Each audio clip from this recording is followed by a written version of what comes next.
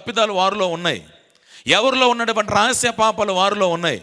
చిన్నవాడు మొదలుకొని వృద్ధుల వరకు ఉన్నటువంటి ప్రతి పాపాలు వాళ్ళకి తెలుసు, దేవుడికి కూడా తెలుసు. ఎవరు కూడా రాయి వేయకుండా వెళ్ళిపోతే అక్కడ పాపం లేనివాడు ఒక ఆయన ఉన్నాడు, ఆయనే యేసు ప్రభువారు. ఆయన రాయి వేయొచ్చు, కానీ ఆయన రాయి వేశాడా అండి? వేయలా. చూడండి ఎంత ప్రేమ గల దేవుడు.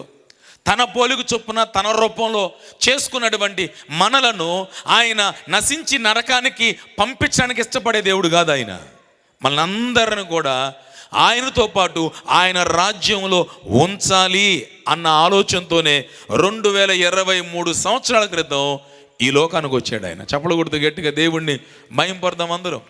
Praise the lord, hallelujah.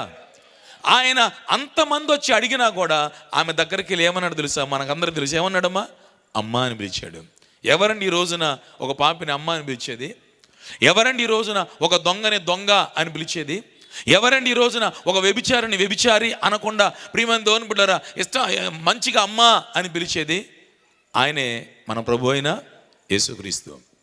So ఈ న్యాయాధిపతుల గ్రంథం 400 సంవత్సరాల చరిత్ర ఉన్నప్పటికి కూడా వీళ్ళు ఇలాగూ సైక్లింగ్గా వాళ్ళ జీవితాలు ఇలా కొనసాగుతున్నా ఆయా కాలాల్లో ఆయా న్యాయాధిపతులు లేవనెత్తుకొని శత్రువుల చేతుల నుంచి వారిని విడిపించుకుంటూ వచ్చాడు.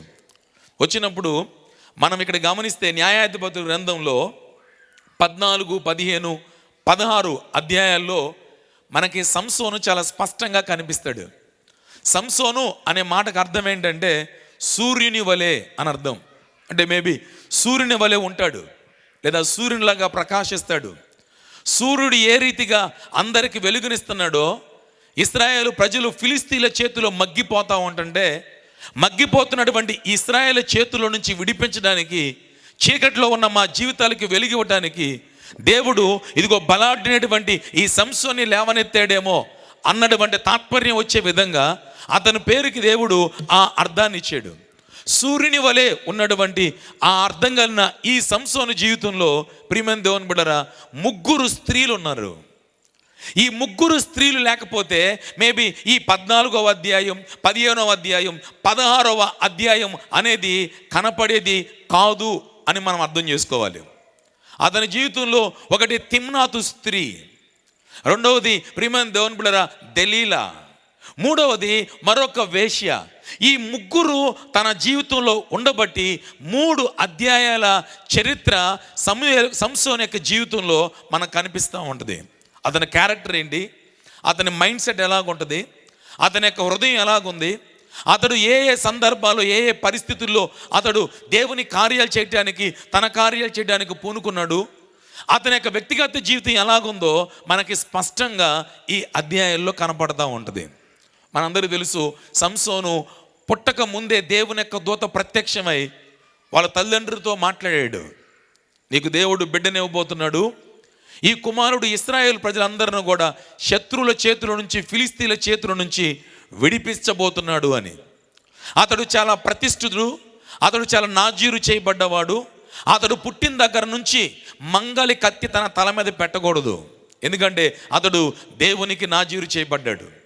అతను పుట్టించిందే, అతను కోరుకుందే, అతని తల్లి గర్భంలో పిండంగా రూపించబడక ముందే దేవుడు ఎన్నుకుంది. ఎందుకంటే దేవుని బిడ్డలను శత్రువుల చేతుల నుంచి విడిపించడం కోసం. హల్లెలూయా. ప్రియమైన దేవుని రాత్రి ఎంతమంది ఉన్నాం ఏమండి? ఇంతమంది సంసోన్ని చూసిన ఆ దేవుడు మనల్ని చూడలేదంటారా? మన పుట్టుకకు ఒక పర్పస్ ఉంది, గుర్తుపెట్టుకోండి. మన పుట్టుకకు ఒక ప్లాన్ ఉంది, గుర్తుపెట్టుకోండి. మన పుట్టుకకు ఒక పెర్సెప్షన్ ఉంది అని గుర్తుపెట్టుకోండి. యేసు ప్రభు వారు పుడతానికి కారణం ఉంది, సంసోను పుడతానికి ఒక కారణం ఉంది, గిద్యోను పుడతానికి ఒక కారణం ఉంది, దెబోరా పుడతానికి ఒక కారణం ఉంది, ఎస్తేరు పుడతానికి ఒక కారణం ఉంది, రూతు పుడతానికి ఒక కారణం ఉంది. ప్రియమైన దేవుని బిడ్డలారా ఇలా చెప్పుకుంటూ పోతే ఎంతోమంది, ఏఎస్గేలు పుడతానికి ఒక కారణం, ఇర్మియా పుడతానికి ఒక కారణం, దానియేలు, అలాగే బాప్తిస్మం ఇచ్చి యోహాను, అలాగే యేసు ప్రభు శిష్యుడైన యోహాను, వీళ్ళందరూ పుట్టుటకు ఒక బలమైన కారణం ఉంది. ఈ రాత్రి ఈ యొక్క ఇమ్మాన్యుయల్ బ్యాప్టిస్ట్ చర్చి వారు నిర్వహిస్తున్న ఈ సభలకు వచ్చిన మనందరితో కూడా దేవుడు మాట్లాడుతున్నాడు. మన పుట్టుక కూడా ఒక పర్పస్ ఉంది. నమ్మిన వారు స్తోత్రం చెప్తారా? హల్లెలూయా. ఏంటో తెలుసా? ఇంకా మారని నీ ఇంటి వారిని సాతాను చేతుల నుంచి విడిపించాలి. సాతాను కబంధాస్తాలు నలిగిపోతూ, ఫిలిస్తీన్ల చేతుల్లోంచి చిత్రహింసకు గురవుతూ, ఫిలిస్తీన్ల చేతిలో మగ్గిపోతున్న ఇశ్రాయేలు ప్రజలను విడిపించడానికి దేవుని యొక్క దూత ప్రత్యక్షమై మానవుకి తన భార్యకు ఎలాగూ సెలవిచ్చాడో, ఈ రోజున దేవుని ప్రతినిధులుగా నిలబడి మాట్లాడుతున్న మా ద్వారా దేవుడు మీతో మాట్లాడుతున్నాడు. మిమ్మల్ని ఎందుకు ఏర్పాటు చేసుకున్నానంటే, ఇంకా విడిపించబడని నీ ఫ్యామిలీ మెంబర్స్ ఎవరైతే ఉన్నారో వారిని విడిపించడం కోసం. We are living in doom's days. మనం చివరి దినాల్లో ఉన్నాం, అంత్య దినాల్లో ఉన్నాం, అపాయకర దినాల్లో ఉన్నాం. యేసుక్రీస్తు వారు మేఘారుడై రాబోతున్నటువంటి రోజుల్లో మనం జీవిస్తుండగా రెస్పాన్స్ లేనటువంటి మోస్ట్ ఇర్రెస్పాన్సిబుల్ పర్సన్స్గా మేబీ ఉన్నామేమో, బిలీవర్స్గా.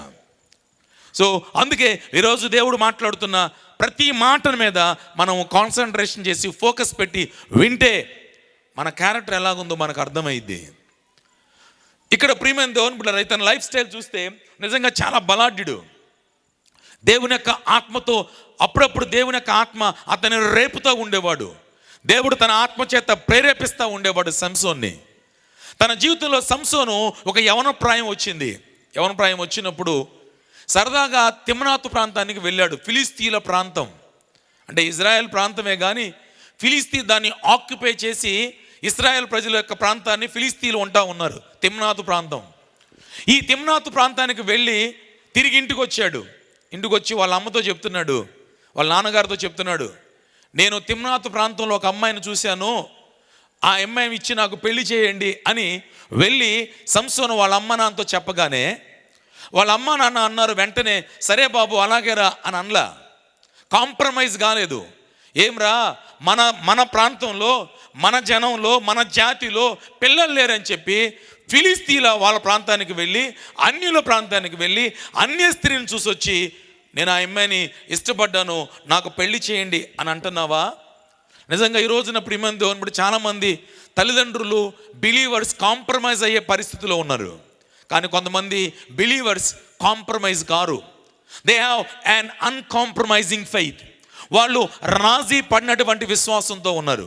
సంసోను పేరెంట్స్ రాజీ పడని బిలీవర్స్, కానీ సంసోను మాత్రం ప్రతి విషయాల్లో మేబీ రాజీ పడేటువంటి బిలీవర్గా ఉన్నాడు. సరే ఓకే, తను చెప్పినట్టుగానే చేస్తారా అంటే ఏమి అనలేక తన బిడ్డను తీసుకొని ఆ ప్రాంతానికి వెళ్ళారు. వెళ్ళి అక్కడ వివాహం చేయడానికి ఇష్టపడ్డారు. యాక్చువల్గా ఇశ్రాయేలు ప్రజలందరూ కూడా ఆ కాలంలో చాలామందిని సంసోన్తో పాటు సంసోను ఫ్రెండ్స్ని తీసుకొని వెళ్ళాలి. కానీ సంసోను వాళ్ళ మమ్మీ డాడీ ముగ్గురు మాత్రమే తిమ్నాతు ప్రాంతానికి వెళ్ళారు. వాళ్ళతో మాట్లాడారు, తిరిగి వచ్చేశారు. మరలా ఇప్పుడు సంసోను పెళ్లి చేసుకునే పరిస్థితి వచ్చింది. వచ్చినప్పుడు సంసోను మిగిలిన వారు ఎవరిని కూడా, ఇశ్రాయేల్ని కానీ, యూదుల్ని కానీ, బంధువులను కానీ, స్నేహితులను కానీ ఎవరిని కూడా ఆ ప్రాంతాన్ని తీసుకొని వెళ్ళా. ఎందుకంటే యూదులకి గొప్ప నిష్ఠాగరిష్ట. వారు అన్ని ఎదుటి వంగరు. వారు ఎవరు పడితే వాళ్ళు నమస్కారం చేయరు. వారు వివాహ విషయంలో చాలా కాంప్రమైజ్ కాకుండా చాలా నిష్ఠాగరిష్ఠగా ఉంటారు. అర్చనాచారాదులు, ధూప నైవేద్యాలు అర్పించకుండా ఉండలేరు. ధర్మశాస్త్రం చదవకుండా ఉండలేరు. ప్రార్థన చేయకుండా ఉండలేరు. సునగోకు వెళ్లకుండా ఉండలేరు. అనగా దేవుని మందిరానికి వెళ్లకుండా ఉండలేరు. దేవునికి అర్పణలు, పండగలు, ఆచారాలు ఆచరించకుండా వాళ్ళు ఉండలేరు. దేవునికి అయిష్టమైన పనులు చేస్తానంటే వాళ్ళు ససేమిరా ఒప్పుకోరు. అలాంటి పరిస్థితుల్లో మేబీ చెప్పుండొచ్చు, నేను ఫిలిస్తీన్ల కుమార్తెను చేసుకోబోతున్నాను, నాతో పాటు రండి అని తన బంధువులకు అందరికీ చెప్పుండొచ్చు. కానీ ఎవరు కూడా వెళ్ళటానికి ఇష్టపడలా. చూసారా, కొన్నిసార్లు ప్రియమైన దేవుని బిడ్డలారా, దేవుని యొక్క వాక్యం చెప్తుంది కదా, మిమ్మల్ని ఎవరైనా పాపం చేయడానికి ప్రేరేపిస్తే ఒప్పుకోవద్దు అని వాక్యం ఉంది. దొంగతనం చేయడానికి, అబద్ధికులు అబద్ధం ఆడటానికి, పాపం చేసేవారు పాపం చేయడానికి నేను రమ్మని పిలిచినప్పుడు, ప్రేరేపించినప్పుడు ఒప్పుకోవద్దు. ఒకవేళ ఒప్పుకున్నావా, వారితో పాటు వెళ్ళిపోయావా, వారికి వచ్చిన అపవిత్రతతో పాటుగా నీకు కూడా భయంకరమైన అపవిత్రత, పాపం వచ్చింది, అంటుకుంటుంది. పాపం వల్ల వచ్చి జీతం మరణం, దాని అంతం నిత్య నరకాగ్నిగుండం. సంసోనుతో వీళ్ళందరూ చెప్పుంటాడు బహుశా బంధువులకి, కానీ బంధువులు ఎవరు కూడా వెళ్ళా. సంసోను ఫ్రెండ్స్ కూడా వెళ్ళలేదు. సంసోను చాలా స్థితిమంతుడు ఫ్యామిలీ, చాలా ధనవంతుల ఫ్యామిలీ, చాలా డబ్బు గల ఫ్యామిలీ. ఎలా చెప్తారయ్యా మీరు అనొచ్చు. సంసోను తిమ్నాతు వెళ్ళాడు. వాళ్ళ ఫ్యామిలీ, వాళ్ళ అత్తగారు ఫ్యామిలీ, మామగారు ఫ్యామిలీ కూడా మంచి స్థితిమంతుల ఫ్యామిలీయే. అంతఃపురం ఉంది వాళ్ళకి. వాళ్ళ భార్య అంతఃపురంలో ఉంది. అంతఃపురం ఉందంటే ఎంత ధనవంతులో చూడండి ఆ రోజుల్లో.